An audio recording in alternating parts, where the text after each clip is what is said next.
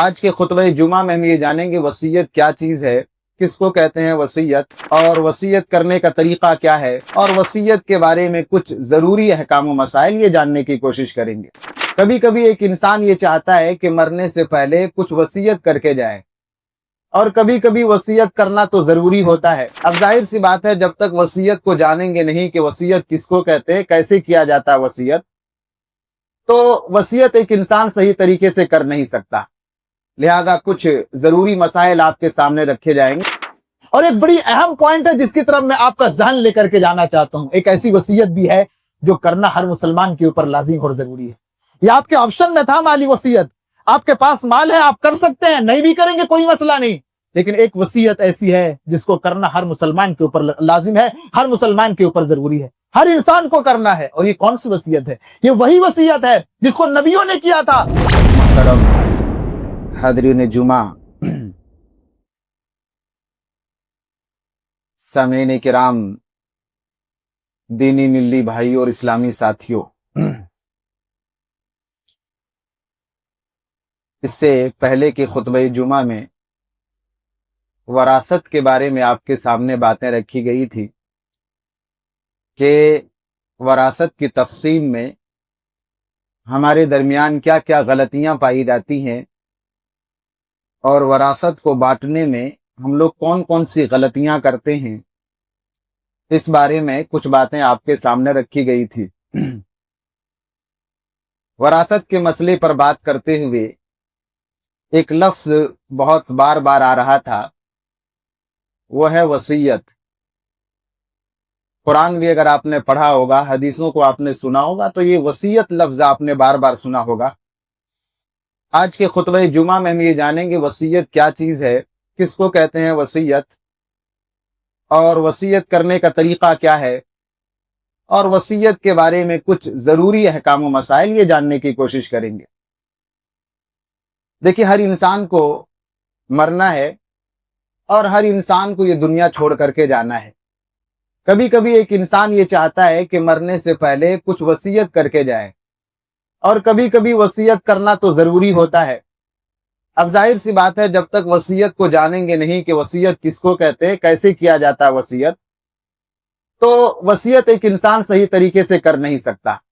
لہذا کچھ ضروری مسائل آپ کے سامنے رکھے جائیں گے، ان کو ذہن و دماغ میں بٹھانے کی کوشش کریں اور سمجھنے کی کوشش کریں۔ سب سے پہلی چیز یہ ہے کہ وصیت کس کو کہا جاتا ہے۔ دیکھیے، وصیت کی تعریف میں علماء نے کئی باتیں ذکر کی ہیں۔ آسان لفظوں میں آپ کو سمجھاؤں اور خلاصے کے طور پر میں آپ کو سمجھاؤں تو وصیت کا مطلب ہوتا ہے کہ ہر وہ کام یا ہر وہ حکم جس پر آدمی کے مرنے کے بعد، میت کے مرنے کے بعد عمل کیا جائے، اس کو وصیت کہتے ہیں۔ آدمی کا وہ حکم یا وہ کام جس پر اس کے مرنے کے بعد عمل کیا جائے، اس کو وصیت کہا جاتا ہے۔ مثال کے طور پر ایک انسان نے یہ کہا کہ اگر میں مر جاؤں تو میرے مرنے کے بعد فلاں آدمی میری نماز جنازہ پڑھائے گا، یا فلاں آدمی ہم کو غسل دے گا، یا فلاں آدمی ہے جو ہم کو قبر کے اندر اتارے گا۔ یہ وصیت ہے۔ یا ایک انسان مثال کے طور پر یہ بولے، اس کے پاس مال و دولت ہے، کہ میرے مرنے کے بعد میرے مال کا اتنا حصہ فلاں آدمی کو دے دینا، اس کو وصیت کہا جاتا ہے۔ اور عام طور پر آج ہم لوگ یہی جاننے کی کوشش کریں گے کہ مالی وصیت، یعنی ایک انسان جب یہ وصیت کرتا ہے کہ میرے مال میں سے اتنا حصہ فلاں آدمی کو دے دینا، یہ جو مالی وصیت انسان کرتا ہے، اسی کے بارے میں کچھ مسئلے ہم لوگ جاننے کی کوشش کریں گے۔ تو وصیت کا معنی سمجھتے ہوئے ایک بات سمجھ میں آئی کہ وصیت کا جو تعلق ہے وہ مرنے کے بعد سے ہے۔ کبھی کبھی ایک انسان اس چیز کو نہیں سمجھتا ہے، تو مرنے کے بعد، کسی انسان کے مرنے کے بعد آ کر کے وہ دعویٰ کر دیتا ہم کو وصیت چاہیے، اور وہ دلیل کے طور پر یہ پیش کرتا ہے کہ مرنے والے نے زندگی میں کہا تھا کہ میں تم کو کچھ دوں گا، اپنی فلاں جگہ کی زمین میں تم کو دوں گا، یا مجھے تمہیں کچھ دینے کا ارادہ ہے۔ اس طرح کی چیز کو پیش کرتا، حالانکہ اس کو سمجھنا چاہیے وصیت نہیں ہے۔ ایک انسان اگر کسی کو کچھ دینے کا ارادہ کرتا ہے یا بولتا ہے کہ میں دینا چاہتا ہوں، دنیا کی زندگی میں کسی چیز کا ارادہ کرتا ہے، تو اس کو وصیت نہیں کہتے۔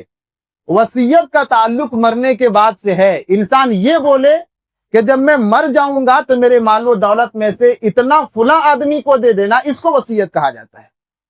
اور جب یہ لفظ آپ نے سمجھا کہ مرنے کے بعد کا تعلق ہے وصیت سے، تو پھر دو چیزوں کو اور سمجھیے، ہبہ اور وصیت کے درمیان کیا فرق ہے۔ دیکھیے، وصیت کا تعلق مرنے کے بعد سے ہے، اور ہبہ کا تعلق یا ہدیہ کا تعلق دنیا کی زندگی سے ہے۔ ایک انسان دنیا کی زندگی میں اپنے مال میں سے کسی کو کچھ دیتا ہے تو اس کو بولتے ہیں ہبہ، اس کو بولتے ہیں ہدیہ۔ اور ایک انسان یہ بولتا ہے کہ میرے مرنے کے بعد میرے مال میں سے اتنا فلاں آدمی کو دے دینا، تو اس کو بولتے ہیں وصیت۔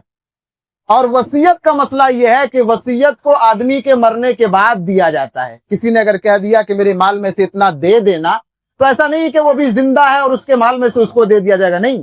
وصیت کا جو نفاذ کیا جائے گا وہ مرنے کے بعد کیا جائے گا۔ آدمی نے وصیت کر دیا اور وصیت کرنے کے بعد جب وہ مر جائے گا تب وصیت جن کے لیے کیا گیا تھا ان کو دیا جائے گا۔ اور ہبہ اور ہدیہ کا مسئلہ یہ ہے کہ زندگی میں اگر کسی کو کہا میرے یہ مال میں سے فلاں کو دے دیا جائے، تو ہدیہ اور ہبہ کو زندگی میں دے دیا جاتا ہے۔ تو یہ دونوں فرق کو ذہن میں رکھا جائے کہ وصیت کا تعلق یہ مرنے کے بعد سے ہے، اور ہبہ اور ہدیہ کا تعلق دنیاوی زندگی سے ہے۔ اب جب یہ بات آپ سمجھ گئے کہ وصیت اور ہبہ میں کیا فرق ہے، تو اگلا مسئلہ سمجھ کر کے جائیں کہ وصیت کی حکمت کیا ہے۔ اسلام نے یہ جو وصیت کا ایک حکم رکھا ہے، اس کی حکمت کیا ہے۔ دیکھیں، ایک انسان مر جاتا ہے اور مرنے کے بعد اپنے پیچھے بہت سارے مال و دولت کو چھوڑ کر کے جاتا ہے۔ اب جتنا بھی ان کا مال ہوتا اس کے حقدار ان کے وارثین بن جاتے ہیں۔ آدمی کو کیا ملا؟ کچھ نہیں ملا۔ اسلام نے ایک آپشن دیا وصیت کا کہ ایک انسان اگر مرنے کے بعد اپنے پیچھے دولت چھوڑ کر کے جاتا ہے اور اس میں وصیت کر کے جاتا ہے کہ میرے مال میں سے اتنا حصہ اللہ کے راستے میں دے دینا، یا مسجد کو دے دینا، مدرسے کو دے دینا، یا کسی انسان کو دے دینا، جب وہ مر جاتا ہے اور ان کے مرنے کے بعد ان کے وصیت پہ جب عمل کیا جاتا ہے تو اس بندے کو ثواب ملتا ہے۔ گویا وصیت میں حکمت، بڑی حکمت یہ ہے کہ ایک انسان مرنے کے بعد بھی اپنے لیے ثواب کما سکتا ہے، اپنی آخرت کو بنا سکتا ہے۔ مال نہ دے، کم سے کم اتنا بول دے کہ میرے بچوں، یہ جو میری کمائی ہے یہ حلال کی کمائی ہے، تم لوگ حرام چیزوں میں اس کو استعمال مت کرنا۔ ان کے بچے جب تک حلال چیزوں میں اس کو استعمال کریں گے ان کو ثواب ملتا رہے گا اس چیز کا۔ تو یہ وصیت کا فائدہ ہے، یہ وصیت کی حکمت ہے کہ ایک انسان اگر مال کی وصیت کرتا ہے کہ یہ میرا مال فلاں کو دے دینا، جب دیا جاتا تب بھی ثواب ملتا ہے، اور کم سے کم اتنا بول کر کے اگر جاتا ہے کہ میرا یہ حلال مال ہے، حرام چیزوں میں میرے بچوں استعمال مت کرنا، تو اس سے بھی اس کو ثواب ملتا ہے۔ ایک دوسری حکمت شریعت نے یہ بھی بتلائی ہے کہ کبھی کبھی ایسا ہوتا ہے کہ انسان کا کوئی اپنا قریبی آدمی ہوتا ہے، اس کو وراثت میں حصہ نہیں ملتا۔ کبھی کبھی ایسا ہوتا ہے کہ وراثت اس کے قریبی آدمی کو حصہ نہیں مل رہا ہے، تو وہاں پہ اسلام نے آپشن دیا ہے کہ وہ اس کے لیے وصیت کر سکتا ہے۔ ظاہر سی بات ہے، منہ بولا بیٹا ہے، وراثت میں ان کو حصہ نہیں ملے گا، لیکن ایک انسان وصیت کر سکتا ہے کہ یہ میرے بیٹے کی طرح ہے، یہ میرے بہت خدمت گزار تھا، بہت خدمت کرتا تھا، لہذا مال میں سے اتنا ان کو دے دیا جائے۔ تو یہ جو وصیت کا حکم اسلام نے رکھا ہے اس کا یہ دوسرا فائدہ ہے کہ کبھی کبھی کوئی قریبی آدمی ہے، اس کو وراثت میں حصہ نہیں مل رہا، تو ایک انسان وصیت کر سکتا ہے کہ میرے مال میں سے اتنا ان کو دے دیا جائے۔ تو یہ دو حکمتیں ہیں وصیت کے پیچھے، اور اسلام نے جو وصیت کا حکم اور قانون رکھا اس کے پیچھے۔ اگلا مسئلہ جانے کہ وصیت کا حکم کیا ہے۔ یہ جو وصیت ہے اس کا حکم کیا ہے۔ وصیت کے حکم کو دو طریقوں سے آپ سمجھ سکتے ہیں۔ پہلی چیز یہ ہے کہ اگر ایک انسان کے اوپر کوئی حق ہے، کوئی ذمہ داری ہے، کسی کا کوئی حق ہے، تو وہاں پہ وصیت کرنا واجب اور ضروری ہے۔ ایک انسان ایسا ہے کہ اس کے اوپر کسی کا قرض ہے، کسی کا ادھار باقی ہے، یا کسی نے امانت کے طور پر ان کے پاس کوئی سامان رکھا تھا، یا زکوٰۃ کا پیسہ ان کے پاس رکھا ہوا ہے، تو ایسی حالت میں انسان کو وصیت کرنا ضروری ہے۔ اپنے بچوں کو بتا کر کے یہ رکھنا ضروری ہے کہ میرے بچوں دیکھو فلاں آدمی کا ادھار میرے اوپر ہے، قرض ہے فلاں آدمی کا، فلاں آدمی نے یہ سامان میرے پاس رکھا ہے، میرے مرنے کے بعد تم ان کو واپس کر دینا، ان کو دے دینا۔ تو ایسا کوئی مسئلہ ہے کہ آدمی کے اوپر کسی کا حق ہے، تو وہاں پہ وصیت کرنا لازم ہے، ضروری ہے، واجب ہے۔ اگر کسی کا کوئی حق نہیں ہے تو پھر اس مال میں وصیت کرنا اسلام کی نگاہ میں یہ مستحب ہے، ثواب کا کام ہے، لیکن واجب نہیں ہے۔ اسلام کے شروع میں اس بات کا اسلام نے حکم دیا تھا کہ ہر انسان کو وصیت کرنا ضروری ہے۔ اگر اس کے پاس مال ہے، دولت ہے، تو بلا وصیت کیے اس کو نہیں، دنیا سے ان کو رخصت نہیں ہونا ہے، مرنے سے پہلے ان کو وصیت کر کے جانا ہے۔ یہ پہلے اسلام کے اندر تھا، بعد میں اللہ تبارک و تعالیٰ نے اس حکم کو بدلا اور اس کے بعد وصیت کے وجوب کو اللہ نے ہٹا دیا۔ تو آج کے دور میں وصیت یہ کرنا واجب نہیں ہے، لیکن ایک انسان اگر کرتا ہے تو ثواب ہے، بہتر ہے، فضیلت کی بات ہے، تو یہ وصیت کا حکم ہو گیا۔ آگے ایک اور چیز جانے آپ، بنیادی چیز جو وصیت کے بارے میں جاننا، وہ ہے ارکان وصیت۔ وصیت کے ارکان کیا ہے، کون کون سی چیزیں ہیں جن سے مل کر کے وصیت بنتی ہے؟ اگر یہ چیزیں نہ ہو تو اس کو وصیت ہم نہیں بول سکتے ہیں۔ 4 چیزیں ہیں جن کا وصیت میں ہونا ضروری ہے، تب اس کو وصیت بولیں گے، ورنہ وصیت وہ نہیں ہے۔ سب سے پہلی چیز ہے الموسی، وصیت کرنے والا۔ ظاہر سی بات ہے وصیت کرنے والا ہے ہی نہیں، کس نے وصیت کیا یہ پتہ ہی نہیں ہے، تو وصیت اس کو نہیں مانا جائے گا۔ پہلی چیز ہے وصیت کرنے والا، موسی۔ دوسرا ہے الموسیٰ لہو، جس کے لیے وصیت کیا گیا ہو۔ ایک انسان وصیت کر رہا ہو لیکن کس کے لیے کیا گیا وہی موجود نہیں، تو پھر وصیت اس کو نہیں مانا جائے گا۔ تو دوسری چیز ہے جس کے لیے وصیت کیا گیا ہو، موسیٰ لہو، وہ موجود ہو۔ تیسرا مال ہونا چاہیے، وصیت بھی کر رہا ہے، کسی کے لیے کر بھی رہا ہے، لیکن وہ مال اس کے پاس نہیں ہے تو وصیت اس کو نہیں بولیں گے۔ اور چوتھی چیز ہے صیغہ، وہ لفظ استعمال کرے کہ میں اس کے لیے وصیت کر رہا ہوں۔ لہذا یہ 4 چیزیں مل کر کے وصیت بنتی ہے۔ کہیں بھی وصیت کا مسئلہ آئے گا تو یہ 4 چیزیں دیکھا جائے گا۔ وصیت کرنے والا کون ہے، کس کے لیے وصیت کیا گیا ہے، وہ مال کہاں ہے جس کی وصیت کیا گیا ہے، اور اس نے کیسے کیا ہے، صیغہ اور لفظ اس کا کیا تھا۔ یہ 4 چیزوں کو دیکھا جائے گا، اور یہ 4 چیزیں جب پائی جائیں گی تو اس پر وصیت اور اس وصیت کے احکام اس کے اوپر لاگو کیے جائیں گے۔ اگر یہ 4 چیزیں نہیں ہیں تو اس کو وصیت نہیں بولیں گے۔ ایک انسان وصیت تو کر رہا ہے، کن کو کر رہا ہے پتہ ہی نہیں ہے، کن کو کر رہا ہے یہ پتا ہے، لیکن مال اس کے پاس نہیں ہے تو وصیت نہیں مانا جائے گا۔ لہذا وصیت کا جب بھی مسئلہ اٹھے گا یہ 4 چیزوں کی ہم تحقیق کریں گے۔ کون ہے وصیت کرنے والا، کس کے لیے وصیت کیا جا رہا ہے، مال کہاں ہے جس کی وصیت کی جا رہی ہے، وہ الفاظ اور صیغہ کیسا استعمال کر رہا ہے، یہ 4 چیزوں کو دیکھیں گے اور اس کے بعد اس کے اوپر وصیت کا حکم لگایا جائے گا، اور وصیت کے سارے احکامات جو اسلام نے دیا اس کے اوپر لاگو کیا جائے گا۔ اگلا مسئلہ آپ سمجھتے جائیں کہ وصیت کب کریں گے، وصیت کرنے کا وقت کیا ہے۔ دیکھیں اس میں پہلی چیز آپ ذہن میں رکھیے کہ اگر آپ کے اوپر کسی کا حق ہے تو جتنا جلدی ہو سکے آپ اس کی وصیت کر کے رکھیں۔ زندگی کا کوئی عطا پتہ نہیں، آپ کب مر جائیں، کہاں مر جائیں۔ آج کے دور میں تو موتیں ایسی ہو رہی ہیں کہ انسان کو پتہ ہی نہیں چلتا۔ تو ایسے ماحول میں، ایسے دور میں کہ اگر آپ کے اوپر کوئی حق ہے آپ وصیت کر کے رکھیں۔ وہ حدیث اللہ کے نبی کی ہے صحیح بخاری کے اندر کہ ایک انسان کے اوپر اگر حق ہے، وصیت کرنے کی کوئی چیز ہے، تو بنا وصیت کیے وہ 2 رات بالکل نہ گزارے۔ گویا اگر کوئی حق کسی کے اوپر ہے تو بنا وصیت کیے وہ بالکل نہ رہے، جتنا جلدی ہوگے وصیت کرے۔ عبداللہ بن عمر رضی اللہ تعالیٰ عنہ کے بارے میں آتا ہے کہ وصیت کو انہوں نے ایک کاغذ میں لکھ کر کے اپنے تکیہ کے نیچے وہ رکھا کرتے تھے، اور اپنے بچوں سے کہا کرتے تھے میرے بچوں یہ میری وصیت ہے، میں نے لکھ دیا ہے، تکیہ کے نیچے رکھ دیا ہے، اگر میرا انتقال ہو جائے تو میری اس وصیت کو میرے مرنے کے بعد تم لوگ فالو کرنا۔ لہذا اگر کسی کا حق ہے اور کسی کی ذمہ داری آپ کے اوپر ہے، آپ وصیت کو لکھ کر کے اور باقاعدہ اپنے بچوں کو بتا دیں کہ یہ میری وصیت ہے، میں نے لکھ دیا ہے، اور میرے مرنے کے بعد اس وصیت کو تم لوگ فالو کرنا۔ گویا اس میں تاخیر نہیں کرنی چاہیے۔ اگر آپ کا ارادہ ہے کسی کے لیے وصیت کرنے کا تو اس میں تاخیر نہیں کرنی چاہیے۔ علامہ البانی کے بارے میں آتا ہے کہ علامہ البانی نے تقریباً 20 سال پہلے اپنی وصیت کو لکھ دیا تھا۔ ہمارے علماء نے سکھایا ہے ہمیں وصیت کیسے کیا جاتا ہے۔ 20 سال پہلے علامہ البانی نے لکھ دیا تھا اپنی وصیت کو، اور کیا زبردست وصیتیں تھی۔ علامہ البانی کی پڑھنے سے تعلق رکھتا ہے کہ وصیت کیسے کیا جاتا، وصیت کا طریقہ کیسے ہے، ہمارے علماء نے ہمیں سکھایا ہے۔ علامہ البانی رحمت اللہ علیہ وقت کے بڑے محدث ہیں، انہوں نے وصیت کرتے ہوئے کئی باتیں کی تھی۔ 1-2 باتیں میں آپ کے سامنے رکھوں تاکہ سمجھ میں آئے کہ وصیت کیسے کیا جاتا ہے۔ انہوں نے کہا تھا کہ اگر میرا انتقال ہو جائے اور اگر میں مر جاؤں تو میرے ان اولاد، ان بچوں کو خبر مت کرنا جو ملک سے باہر رہا کرتے ہیں، کیونکہ اگر آپ ان کو خبر کریں گے ان کے آنے میں تاخیر ہوگی اور میری تدفین میں تاخیر ہوگی۔ نبی کی سنت یہ ہے کہ تدفین میں تاخیر نہیں کرنی چاہیے۔ اللہ اکبر، کتنی بڑی بات ہے کہ میرے اولاد، میرے وہ بچے جو ملک سے باہر رہتے ان بچوں کو مت بتانا، کیونکہ ان بچوں کو خبر ہوگی تو وہ آئیں گے، آنے میں تاخیر ہوگی، تدفین میں تاخیر ہوگی اور نبی کے سنت کے خلاف کیا جائے گا۔ لہذا اس کو یاد رکھنا اور اس بات کو فالو کرنا۔ آج اس سنت کی کتنی دھجیاں اڑائی جاتی ہے سماج میں، دیکھیے ابا کا انتقال ہو گیا، بیٹا سعودی میں ہے، آج نہیں ملا فلائٹ، وہ کل پکڑے گا، وہ پرسوں تک پہنچے گا، جنازہ رکھا ہوا ہے، 1 دن 2 دن گزر رہا ہے۔ یہ نبی کی سنت کی بے حرمتی کی جاتی ہے۔ کیا ضرورت ہے؟ آپ دیکھیں علامہ البانی کا رویہ کریں، میرے بچوں کو بھی مت بتانا، اگر وہ دور سے آئیں گے تاخیر ہو جائے گی۔ پہلے میری تدفین کرنا اور اس کے بعد میرے بچوں کو بتانا کہ تمہارے ابو کا، تمہارے والد محترم کا انتقال ہو گیا ہے۔ اور اس کے بعد ایک جملہ یہ بھی لکھا تھا، اگر میرا انتقال ہو جائے تو میرے میت کو اور میرے جنازے کو ایمبولینس وغیرہ میں لے کر کے مت جانا، کیونکہ نبی کی سنت ہے کندھوں پر لے کر کے جانے کی، کندھوں پر لے کر کے چلنا، اور کندھوں پر لے کر کے جانے سے ایک موت کا جو احساس ہوتا ہے، ایک زندگی کا جو احساس ہوتا ہے، ایک زندگی کا ویلو کیا، اس کا جو احساس ہے، علامہ البانی کہتے ہیں میں وہ احساس دلانا چاہتا ہوں، لہذا میرا اگر انتقال ہو جائے، میں مر جاؤں، میرے جنازے کو تم لوگ کندھے پر لے کر کے جانا، گاڑیوں میں اور ایمبولینس میں لاد کر کے لے جانے کی کوشش مت کرنا۔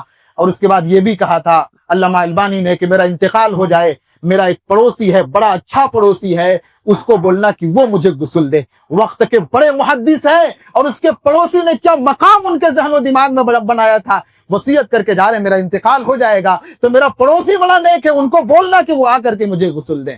اور یہ بھی کہا تھا میرا انتقال ہو جائے تو میری کتابیں ہیں، میری پوری لائبریری کو اٹھا کر کے مدینہ یونیورسٹی کو منتقل کر دینا، اور جامعہ اسلامیہ مدینہ کو میری ساری کتابیں دے دینا، اور پورے لائبریری کو مدینہ یونیورسٹی کے حوالے کر دینا۔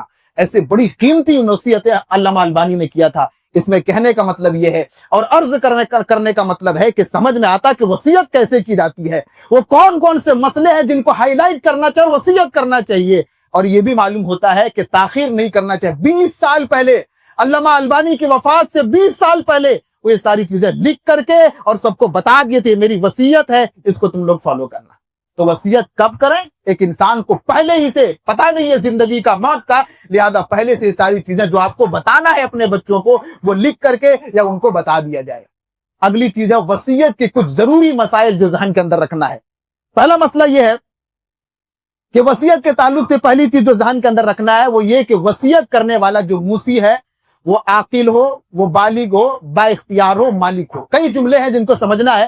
پہلی چیز یہ ہے کہ جو وصیت کر رہا ہے وہ انسان بالغ ہو، یعنی وہ جوان ہو چکا۔ کوئی بچہ اگر وصیت کرنا چاہے تو اس وصیت کو اسلام کی نگاہ میں ویلڈ نہیں مانا جائے گا۔ ہو سکتا ہے بچہ، اس کا باپ کروڑپتی ہو، مر جائے، اور چھوٹا بچہ وہ مالدار ہو جائے، پورا دولت ان کے پاس آ جائے، اب وہ وصیت کرنا چاہے تو اس وصیت کو نہیں مانا جا سکتا۔ اس کا مطلب یہ سمجھ میں آتا ہے کہ اسلام کے اندر ہر انسان وصیت کرنے کا لائق نہیں ہے۔ اسلام بتاتا ہے کون وصیت کر سکتا ہے۔ تو پہلی چیز یہ ہے کہ وصیت کرنے والا وہ بالغ ہونا چاہیے، جوان ہونا چاہیے۔ دوسرا، عاقل ہونا چاہیے، اس کے پاس عقل ہونا چاہیے۔ پاگل ہے کوئی، دماغ اس کا کام نہیں کر رہا ہے، آپ ان سے وصیت کروا لیے، ایک کاغذ کو لائے، اس کے بعد اسٹمپ لگوا لیا، انگوٹھا لگوا لیے کہ اس نے تو وصیت کر دیا، اس کو نہیں مانا جائے گا۔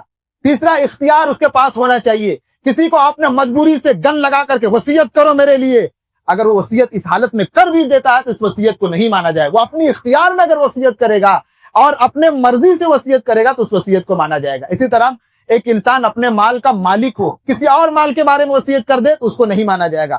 لہذا جو وصیت کرنے والا ہے اس کے بارے میں وہ عاقل ہو، وہ بالغ ہو، اس کو اختیار حاصل ہو، اور وہ مال کا مالک ہو۔ یہ 4 چیزیں ہیں تو وصیت کر سکتا ہے۔ اگلا مسئلہ یہ ہے کہ جس کے لیے وصیت کیا جا رہا ہے وہ انسان موجود ہو۔ ایسا نہیں کر سکتے کہ آپ نے کہہ دیا کہ آپ سے آپ کے شادی کے بعد آپ کے بچے جو پیدا ہوں گے اس کو میرا مال میں سے اتنا دے دینا۔ ابھی شادی بھی نہیں ہوئی ہے، بچہ پیدا ہوگا نہیں ہوگا، اس کے لیے وصیت کر دینا تو یہ بات درست نہیں ہے۔ موجود ہونا ضروری ہے، اور وہ مال کو لینے کی طاقت بھی رکھتا ہے۔ گویا آپ نے کسی کے لیے وصیت کر دیا اور آپ کی زندگی میں اس کا انتقال ہو گیا تو پھر وہ وصیت کا حقدار نہیں بنے گا۔ وراثت کا اور وصیت کا دونوں مسئلہ سیم ہے۔ اگر باپ کے زندگی میں کسی بیٹے کا انتقال ہو جاتا ہے تو وراثت میں اس کو حصہ نہیں ملے گا۔ ویسے ہی اگر کسی کے لیے وصیت کیا گیا تھا کہ ان کو وصیت میں سے اتنا دے دینا، اور وصیت کرنے والے کے زندگی ہی میں اس کا انتقال ہو گیا تو وصیت میں سے اس کو کچھ بھی نہیں دیا جائے گا۔ اگلا مسئلہ یہ ہے، اور جو بڑا ہی اہم مسئلہ ہے، وہ یہ کہ جو وارثین ہیں ان کے لیے وصیت نہیں کر سکتے۔ یہ وصیت کے بارے میں بڑا مسئلہ ہے جو ہمیں سمجھنا ہے کہ آلریڈی جن کو وراثت میں حصہ مل رہا ہے ان کے لیے آپ وصیت نہیں کر سکتے۔ آپ یہ نہیں بول سکتے میرے بڑے بیٹے کو اتنا دے دینا، بیٹا آلریڈی وراثت میں حصہ ملے گا اس کو۔ آپ یہ نہیں بول سکتے میری بیٹی کو اتنا دے دینا، بیٹی کو ملنے والا ہے، ماں باپ کو ملنے والا ہے، بیوی ہے، شوہر ہے، ان کو ملنے والا ہے۔ لہذا جن کو وراثت میں حصہ ملتا ہے آپ ان کے لیے وصیت نہیں کر سکتے۔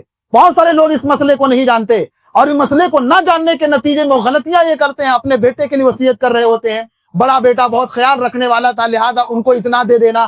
بھائی جو لوگ وارثین ہیں، وراثت میں آلریڈی جو لوگ حصہ پا رہے ہیں، ان کے لیے وصیت آپ نہیں کر سکتے ہیں۔ جو آؤٹ آف لسٹ ہو، جن کا لسٹ میں نام نہ ہو، وارثین میں جن کو نہیں ملنے والا ہے، ایسے لوگوں کے لیے وصیت کیا جائے گا. یہ بڑا مسئلہ ہے جو ہمیں یاد رکھنا ہے. اگلا مسئلہ یہ ہے کہ حرام مال میں سے وصیت نہیں کر سکتے. آپ کا شراب کا بزنس تھا, آپ نے کمائی کیا اور اس کے بعد اس میں سے چاہیں کہ فلاں آدمی کو دے دیا جائے گا, نہیں کر سکتے آپ. مال آپ کا حلال ہونا چاہیے. ان اللہ طیب لا يقبل الا طیبا. اللہ پاک ہے, اللہ پاک چیزوں کو قبول کرتا ہے. لہذا وصیت اگر آپ کرنا چاہ رہے ہیں تو مال آپ کا حلال ہونا چاہیے, حرام مال میں سے وصیت نہیں کیا جا سکتا ہے. اگلا مسئلہ جو اور اہم ہے وہ یہ کہ 1/3 سے زیادہ آپ وصیت نہیں کر سکتے ہیں. اپنے مال میں سے قرض کی ادائیگی کے بعد جو پراپرٹی, جو مال بچے گا, اس کا 1/3 سے زیادہ آپ وصیت نہیں کر سکتے. صحیح بخاری کی روایت ہے, حضرت سعد بن ابی وقاص رضی اللہ تعالیٰ عنہ بیمار ہو گئے. اللہ کے نبی صلی اللہ علیہ وسلم عیادت کرنے کے لیے گئے, اور جب اللہ کے نبی پہنچے تو حضرت سعد نے کہا کہ اللہ کے نبی میری طبیعت خراب ہو گئی ہے اور میں بہت بیمار ہوں, اور ایسا لگتا ہے کہ اسی بیماری میں میری موت ہو جائے گی, میرا انتقال ہو جائے گا. اسی لیے اللہ کے نبی صلی اللہ علیہ وسلم, میری صرف ایک بیٹی ہے اور میرے پاس دولت بہت زیادہ ہے. اللہ کے نبی کیا اس میں سے میں ان میں سے میں ان میں سے کچھ کر دوں, وصیت کر دوں, یعنی 3 حصہ میں سے 2 حصہ میں وصیت کر دوں کیا کسی کے لیے؟ تو اللہ کے نبی نے کہا نہیں, ایسا نہیں کر سکتے. تو اس نے کہا اچھا اللہ کے نبی ٹھیک ہے, 3 حصہ میں سے 2 نہیں کر سکتے تو کم سے کم اللہ کے نبی آدھا کر دیں کیا, کیونکہ ایک ہی بیٹی ہے, ان کو کتنا ملے گا, اور مال جو بچے گا بہت مال ہے, میں اس کو وصیت کر دیتا ہوں کسی اور کے لیے.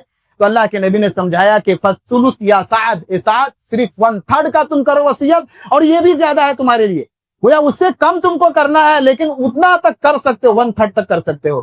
لہذا بہت ضروری چیز ہے کہ وصیت میں سے, پورا پراپرٹی میں سے قرض نکالنے کے بعد جو مال بچے گا ان میں سے 1/3 کی ایک انسان وصیت کر سکتا, اس سے زیادہ نہیں کر سکتا. یہ نہیں ہے کہ وصیت کرنا ہے تو پورا پراپرٹی کسی کے نام کر دیے. ممبئی میں ایک مسئلہ پیش آیا کہ ایک صاحب تھے, ان کے بیٹے تھے, انہوں نے اپنی زندگی میں اپنی پوری دولت کو ایک دوسرے آدمی کے نام وصیت کر دیا, اور جب اس کا انتقال ہوا وہ آدمی آیا اور وصیت میں سارا اس کا پراپرٹی لے کر کے چلا گیا, ان کے بچوں کو کچھ نہیں ملا. یہاں وصیت کرنے والا بھی جاہل اور جو عمل کر رہا تھا وہ بھی جاہل. بھائی اگر کوئی انسان ایسا ہے جس نے 1/3 سے زیادہ اگر وصیت کر دیا ہے تو 1/3 سے زیادہ نہیں مانا جائے گا, اور اس سے زیادہ اگر کوئی کرتا تو اس کو کینسل مانا جائے گا. اب یہاں پہ دیکھیے وصیت کرنے والا بھی غلط کر رہا ہے اور جس نے وصیت پہ عمل کیا وہ بھی غلط کر رہا ہے. لہذا ایسا بالکل نہیں کر سکتے کہ آپ جتنا چاہیں آپ کر دیں, نہیں کر سکتے. آپ کو 1/3 سے زیادہ وصیت کرنے کی اجازت شریعت نہیں دیتا. لہذا یہ بڑا مسئلہ ہے جو ہمیں اپنے ذہن و دماغ کے اندر بٹھانا اور یاد رکھنا ہے. وصیت کرنے کے لیے آپ کو کلیئر طور پر ورڈ استعمال کرنا پڑے گا کہ میرے مرنے کے بعد میرے مال کا اتنا حصہ فلاں آدمی کو دے دیا جائے. کلیئر طور پر یا تو بول دے یا پھر لکھ کر کے دے دے, اور لکھ کر کے اگر دے رہا ہے تو کم سے کم گواہ بنا لے. کسی کے لیے وصیت کر رہا ہے تو یا تو اچھی طریقے سے بول دے یا بولنے کے ساتھ ساتھ لکھ کر کے گواہ بنا کر کے رکھ دے, تو یہ زیادہ بہتر ہے اور زیادہ بیسٹ ہے. اگلا مسئلہ یہ ہے کہ وصیت صرف دعویٰ کرنے سے ثابت نہیں ہوتا. مرنے کے بعد کوئی بول دے کہ اس نے میرے لیے وصیت کیا تھا, تو یہ صرف دعویٰ کرنے سے ثابت نہیں ہوتا, اس کے پاس پروف ہونا چاہیے, گواہ اس کے پاس ہونے چاہیے کہ واقعی میت نے ان کے لیے وصیت کیا تھا. اگلا مسئلہ یہ ہے کہ موسی لہو, جس کے لیے وصیت کیا گیا تھا, اگر وصیت کرنے والے کا وہ مرڈر کر دیتا ہے تو اس کو وصیت نہیں دیا جائے گا. اور یہ وصیت اور وراثت دونوں کے سلسلے میں یہ بڑا مسئلہ ہے. اگر کوئی وارث ایسا ہے, بیٹا ہے مثال کے طور پر, وہ وراثت میں حصہ ملنے والا تو وہ اپنے باپ کو قتل کر دیتا ہے تو وراثت میں اس کو حصہ نہیں ملے گا. ویسے ہی اگر کسی کے لیے وصیت کیا گیا تھا, اس نے جلدی سے وصیت کو حاصل کرنے کے لیے اگر اس کا مرڈر کر دیا, قتل کر دیا, تو اس کو وصیت نہیں دیا جائے گا, وہ وصیت سے محروم ہو جائے گا. اگلا مسئلہ یہ کہ وصیت میں اگر اضرار مقصود ہو تو اس وصیت کو کینسل مانا جائے گا. دیکھیں کبھی کبھی ایسا ہوتا ہے کہ ایک انسان کی اولاد جو وہ نافرمان ہے. اب نافرمان اولاد کو یہ بندہ چاہ نہیں رہا ہے کہ میرے دولت میں سے ان کو دیا جائے, تو کیا کرتا ہے کہ چلو ان کو تو سب دولت جانے والا, تو آخری ٹائم میں ایسا کرتے ہیں کہ وصیت کر دیتے, کم سے کم تھوڑا تو ملے گا ان کو, باقی تو سب چلا جائے گا. وہ دینے کا مقصد نہیں ہے, نقصان پہنچانے کا مقصد ہے. تو اسلام کہتا ہے کہ اگر نقصان پہنچانے کا مقصد ہے وارثین کو, تو ایسی وصیت کو نہیں مانا جائے گا, اور کوئی کر دیتا ہے ایسی وصیت اس کو ریجیکٹ کر دیا جائے گا. اگر کوئی مرتد ہو جاتا ہے تو وصیت کو ریجیکٹ کر دیا جائے گا. مسلمان تھا, وصیت کر دیا گیا کہ ان کو دے دینا, بعد میں اس نے اسلام چھوڑ دیا, مرتد ہو جانے کے بعد اس کے وصیت کو کینسل مانا جائے گا, نہیں مانا جائے گا اس کو. اگلا مسئلہ یہ اور بڑا مسئلہ یہ کہ کوئی اگر وصیت کرتا ہے اور شریعت کے مطابق کرتا ہے, پورا سنت کو فالو کیا, اس نے ساری چیزوں کو فالو کیا, اور فالو کرنے کے بعد اس نے وصیت کیا, تو اس وصیت کو نافذ کرنا اولاد کے اوپر لازم ہے, ضروری ہے, واجب ہے. کسی نے وصیت کر دیا اور اسلام کے مطابق مکمل طور پر شریعت کو فالو کرتے اس نے کیا ہے وصیت, تو پھر ایسی وصیت کو نافذ کرنا، اس پہ عمل کرنا لازم اور ضروری ہے۔ کوئی اگر غفلت کرتا ہے، کوئی اس میں سستی کرتا ہے، وصیت کو چھپا لیتا ہے، یا وصیت کو نافذ کرنے میں الٹا پلٹا اس میں تبدیلی کرتا ہے کچھ، یا نہیں دیتا ہے، تو اسلام کی نگاہ میں وہ بہت بڑا مجرم ہے، بہت بڑا گناہگار ہے۔ کبھی کبھی ایسا ہوتا ہے، باپ وصیت کر کے جا رہے ہوتے ہیں، بچے سوچتے ہیں ان کے لیے کیوں وصیت کر دیا، کہ اس کو چھپا لیتے ہیں۔ آخری ٹائم میں ہم عام طور پر ماں باپ ہوتے ہیں، ماں باپ کے ساتھ بچے ہوتے ہیں، اگر اس کو ماں باپ نے کچھ وصیت کر دیا کہ فلاں کو دے دینا اتنا مال، اگر کوئی چھپا لیتا ہے اور اس کے مرنے کے بعد اس کی وصیت پہ عمل نہیں کرتا، وصیت کرنے والا تو گناہگار نہیں ہوگا، لیکن ان کے ورثہ، ان کے وارثین جنہوں نے وصیت کو چھپایا ہے، اور مال جو ان کے باپ کہہ کے گئے تھے اتنا دے کر کے جانا، فلاں کو دے دینا، اس میں جنہوں نے خرد برد کیا ہے، اور اس میں کسی طرح کا بھی فراڈ جس نے کیا، اسلام کی نگاہ میں وہ مجرم ہے، وہ گناہگار ہے۔ یہ باتیں تھی اس وصیت کے تعلق سے جو مالی وصیت کہا جاتا ہے، اور ایک بہت اہم وصیت کا مسئلہ، اس کے بارے میں کچھ باتیں۔ ایک آخری بات، ایک بڑی عظیم وصیت ہے جس کی طرف میں اشارہ کرنا چاہتا ہوں، اور ایک بڑی اہم پوائنٹ ہے جس کی طرف میں آپ کا ذہن لے کر کے جانا چاہتا ہوں۔ ایک ایسی وصیت بھی ہے جو کرنا ہر مسلمان کے اوپر لازم اور ضروری ہے۔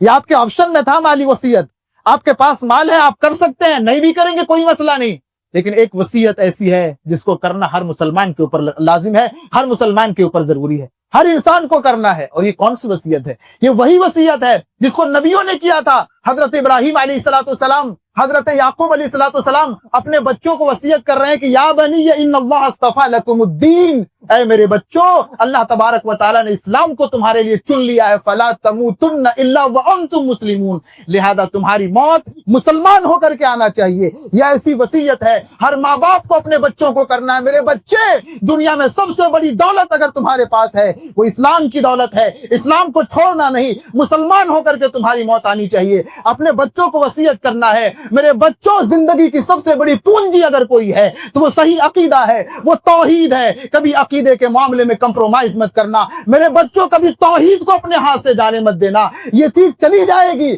تمہاری زندگی چلی جائے گی، تمہارا نجات کا راستہ بند ہو جائے گا۔ لہذا ہر ماں باپ کو اپنے بچوں کو یہ وصیت کرنا ہے، میرے بچوں، عقیدہ بڑی چیز ہے، دنیا کی چیزیں نہ ملے، دولت نہ ملے، کوئی بات نہیں ہے، لیکن توحید کو اپنی زندگی سے مت جانے دینا۔ یہ وصیت ہر انسان کو کرنا ہے۔ میرے بچوں، دین ہماری ضرورت ہے، ہر انسان کی ضرورت ہے۔ دنیا میں انسان بن کے جینے کے لیے دیندار ہونا بہت ضروری ہے، دین ضروری ہے، دنیا کے اعتبار سے بھی، آخرت کے اعتبار سے بھی۔ میرے بچوں، کبھی بددینی کی زندگی مت گزارنا، میرے بچوں، دیندار بن کر کے جینا۔ یہ وصیت کر کے جائیں کہ میرے بچوں، زندگی میں سنت کے مطابق زندگی گزارتے رہنا، بدعات سے دور رہنا، بدعات کے قریب مت جانا۔ اپنے بچوں کو یہ بتا کر کے جائیں کہ زندگی نیکوں والی گزارنا، گناہوں سے قریب مت جانا، گناہوں سے اپنے آپ کو بچا کر کے اور دور اپنے آپ کو رکھنا۔ یہ وصیت ہر انسان کو کرنا ہے، ہر مسلمان کو کرنا ہے۔ یہ ذمہ داری سب کی ہے، سب کو کرنا ہے کہ کم سے کم دولت کی نہیں،